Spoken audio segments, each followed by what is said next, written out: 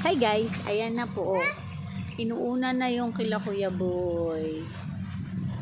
Yan, kila Kuya Boy muna. So, yun dun, kila Kuya Boy yun. Yan. Yan, kila Kuya Boy po yan. Yung dito, ay yung sa amin. Hanggang doon naman po. So, portion by portion. Hindi pwede kasi sabay-sabay. So, yun lang. Let's wait. Mamaya po.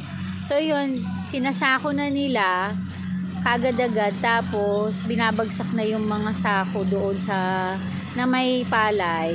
So, pupulutin na lang yun later ng mga nagkakadag ba yun? Yun, ganun. So, yun. Sila yung panapakain namin. So, yan. Ayun si Kuya Boy, nakakulay dilaw. Yan lang. Ayan, tingnan nyo. Babagsak yung sako. Pag puno na,